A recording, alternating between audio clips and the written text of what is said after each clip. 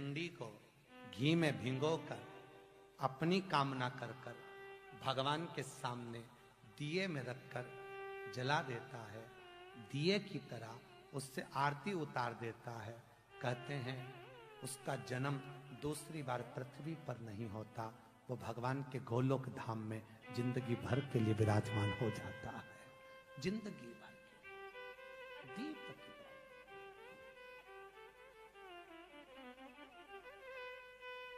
विष्णु पुराण किस किसने सुनी है? हाथ उठा। विष्णु पुराण का 5वां अंश कार्तिक खंड वर्णन करता है, या स्कंद पुराण का कार्तिक खंड को उठा लीजिए, वो वर्णन करता है 24 तरह के दिए होते हैं। कितने तरह के? 24 तरह के दीप होते हैं। उस दीप में सर्वाधिक श्रेष्ठ दीप होता है तुलसी दल का, तुलसी की डंडी से जो प्रकट किया गया। बत्तियों का भी क्रम है, एक लंबी बत्ती होती है, एक गोल बत्ती होती है। होती कि नहीं होती? लंबी और गोल। ये वाला स्पीकर बंद है, बार बार बंद हो रहा है, बार बार चालू हो रहा है, उसको देखिए जरा। बत्ती एक गोल होती है, एक लंबी होती है। गोल बत्ती और लंबी बत्ती में अंतर होता है, बहुत जमीन आसमान का अंतर है, बहुत ध्यान देना इसका। गोल बत्ती किस किस देवी देवता पे लगती है और लंबी बत्ती किस किस देवी देवता पे लगती है? तो स्कंद पुराण और विष्णु पुराण दोनों कहती है जो लंबी बत्ती होती है वो पितरों की जगह पर, पूर्वजों की जगह पर, पूर्वजों की जगह पर, बड़ के पेड़ के नीचे, पीपल के पेड़ के नीचे लंबी बत्ती का प्रमाण है। किसी देवी के स्थान पर, जो देवी की पूजन करते हैं, जगदम्बा की पूजन करते हो, पार्वती की करते हो, लक्ष्मी की करते हो, कुल देवी का स्मरण करते हो, लंबी बत्ती का प्रमाण। और जो गोल बत्ती होती है वो गोल बत्ती का प्रमाण किसी हनुमान मंदिर, राम मंदिर, शिव मंदिर, जितने देवताओं के मंदिर हैं वहां पर गोल बत्ती का प्रमाण। लंबी बत्ती देवी के स्थान पर इसलिए जलाई जाती है क्योंकि देवी वंश की और लक्ष्मी की वृद्धि करती है। तो लक्ष्मी और वंश बड़ा होना चाहिए, लंबा होना चाहिए। और देवता के सामने गोल बत्ती इसलिए लगाई जाती है कि हमारा मन, ये चित्त, ये वृत्ति आपके चरणों में टिकी रहे और एक दिन हम भी बैकुंठ का वास करें, इसलिए गोल बत्ती लगाई जाती है। एक सहस्त्र बत्ती होती है, करें दर्शन कभी? यहां पे माताएं बैठ बैठ के बनाती रहती है 100 बत्ती, 108 बत्ती, 108 बत्ती बनाकर भगवान के सामने। उसका क्या प्रमाण है? कौन से पुराण में लिखा है कि 108 और सहस्त्रावली बत्ती लगाई जाए?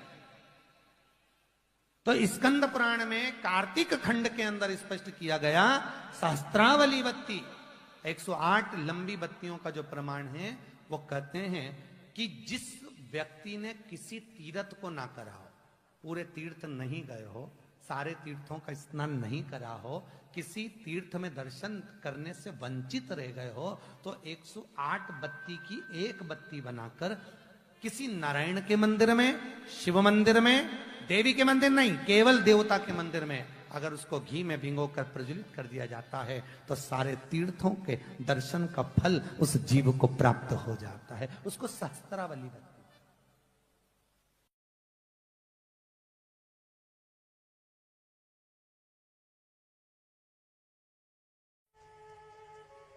पर भावों में इतने इतने आप आनंद में डूबो, भाव में डूबो, मना नहीं है, पर भाव में छल ना हो जाए,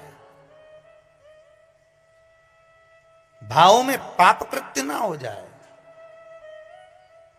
और भाव में आप पाप कृत्य में ना डूब जाएं, इसका स्मरण रहे। कई माताएं तो पुण्य करते करते भी पाप कमा लेती, कई पुरुष लोग भी पुण्य करते करते पाप कमा लेते।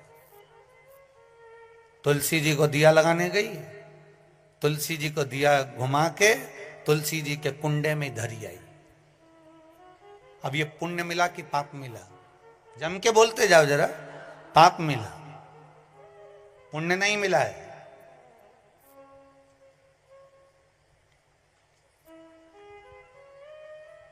इसको पुण्य कमाना नहीं कहा। जिस तुलसी के क्यारे में तुमने दिया रखा, तुलसी मैया ही मन में सोच रही काहे को आ गई, रोज शाम पड़ आया जाती है, मन को इतना घबरा देती है कि आग लगा के जाएगी। पवन देवता से रोज विनती करती हूं कि ये दिया जलाए और तू हवा चला, तो तुम जब जब दिया लगाने जाती हो तो इतनी देर से हवा नहीं चलेगी, पर दिया लगाने बैठी कि हवा चली। वो हवा क्यों चले कि मैया तुलसी भी भगवान से के थोड़ी चला दो, नी जले इसकी माचिस, ये आग लगा के मानेगी। पुण्य कमाने का मन में विचार था, मालूम पड़े पाप कमा कर जा रहे हो तो उसका कोई भाव नहीं है, उसका कोई आनंद नहीं है, उसका कोई लाभ नहीं है महाराज जी हो, उसकी कोई श्रेष्ठता नहीं है। ये सबसे पहला नियम एकादशी व्रत का सबसे पहला नियम है कि आप जिस दिन व्रत करो उसके एक दिन पहले भक्ति का संचार इस हृदय में कर लो।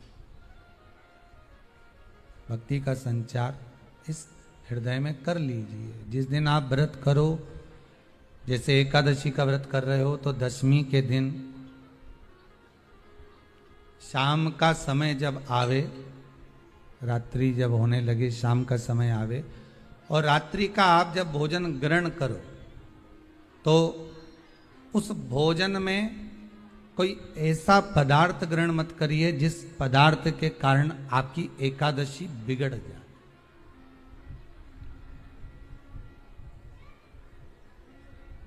कोई बेकार भोजन हमें ग्रहण नहीं करना, श्रेष्ठ भोजन ग्रहण करिए दशमी के। और एकादशी का दूसरा नियम बहुत ध्यान से सुनिएगा। जिस दिन आपकी एकादशी का व्रत हो उस दिन प्रयास करिएगा कि अपने हाथ से किसी भी वृक्ष की कोई पत्ती टूटे ना। अपने हाथ से किसी भी वृक्ष की, पौधे की, किसी भी वृक्ष की पत्ती अपने हाथ से ना टूटे। बहुत ध्यान दीजिएगा महाराज। एकादशी का ये दूसरा नियम है कि अपने हाथ से किसी पौधे की, किसी वृक्ष की, किसी डाली की कोई पत्ती टूटे ना, कोई पत्ती ना टूटे, इसका प्रयास करिए।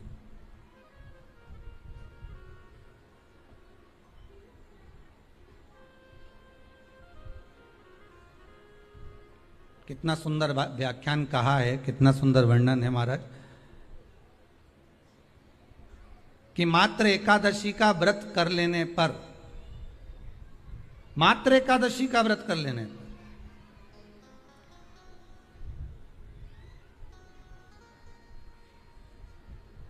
जो पूर्व में किया गया हमारा पाप कर्म है, हमने किसी जीव की हत्या करी है, हमने किसी को कष्ट प्रदान करा है, हमने किसी को अपशब्द कहा है, हमने किसी को ताने दिए, हमने किसी को आड़ा टेढ़ा कहा है, हमने किसी को गालियां दे दी है, मात्र एकादशी का व्रत ही कर लेने पर ये सारे जो दोष हैं वो समाप्त हो जाते हैं।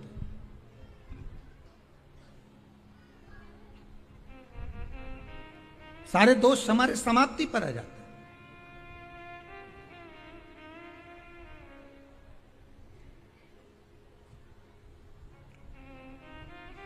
अब एक विचार करिएगा थोड़ा सा अपने मन में, अपने चित्त में, अपनी वृत्ति में एक बात उतारिएगा, एक अपने मन में एक बात को उतार कर रखिएगा कि आप अपने पाप को, अपने पाप कर्म को जिस दिन क्षीण करने वाले हो, समाप्त करने वाले हो, अपने पाप को आप जिस दिन समाप्ति पर लेकर जा रहे हो तो उसके एक दिन पहले आपको प्रसन्नता होना चाहिए कि नहीं होना चाहिए कि कल मेरा पाप कटने वाला है, कल मेरा पाप समाप्त होने वाला है, जो मैंने पाप कर्म करा है वो समाप्त होगा, जो मैंने पाप कर्म करा है वो कल समाप्त हो जाएगा। तो एक दिन पहले आपके चेहरे पर प्रसन्नता हो कि ना हो?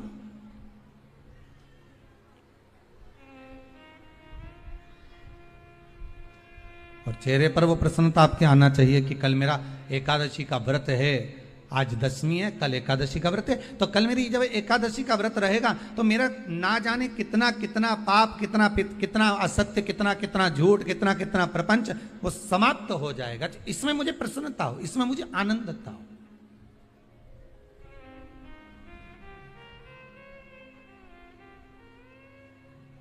तो क्या कहा गया कि प्रयास करिएगा कि एकादशी के दिन कोई वृक्ष की, कोई डाली की, कोई कोपल की कोई पत्ती ना तोड़ी जाए।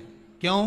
तो कहा अगर उस पत्ती को हम तोड़ देते हैं, वृक्ष की पत्ती को या क्यारे में लगी हुई कोई डाली की पत्ती को हम तोड़ देते हैं, तो एकादशी का पुण्य फल प्राप्त नहीं होता।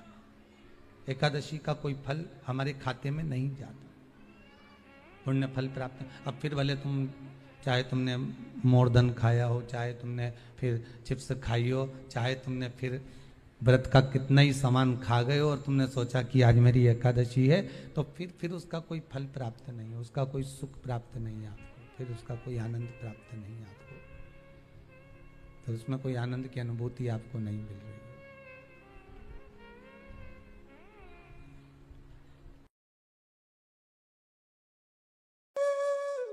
फिर निवेदन करूंगा, दुनिया में ऐसा कोई समस्या नहीं जिस समस्या का कोई निदान नहीं। हर समस्या का निदान है, पर निदान किसी दूसरे के पास नहीं, निदान केवल मेरे भोले नाथ के पास में है। आपको अगर किसी समस्या का सफल आनंद चाहिए तो शंकर की शरण में जाओ। आपको सीहोर आने की भी जरूरत नहीं है, आपको हमसे मिलने की जरूरत नहीं है, आपको पंडित प्रदीप मिश्रा के पास नहीं आना, आपको किसी बाबा जोगी के पास नहीं जाना, आपको किसी के बेल भभूति लेने नहीं जाना, आपको तो शिव के पास जाना। जो शंकर की वस्तु है उसको स्वीकार करो, बस शंकर की वस्तु को स्वीकारिए।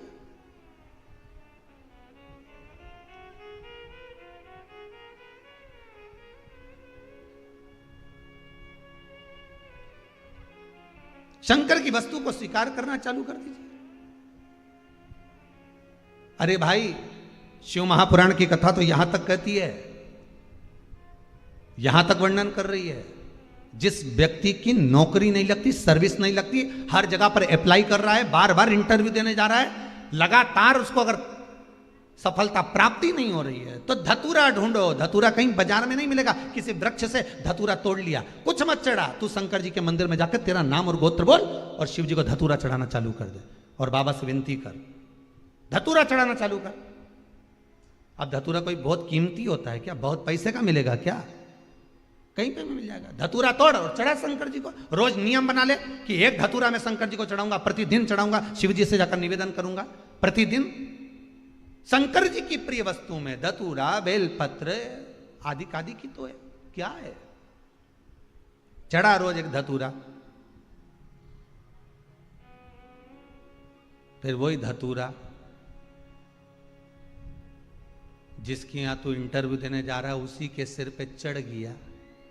जो तूने शिव जी के चढ़ाया वही धतूरा वहां चढ़ा है, तू क्यों चिंता करता है? हमारे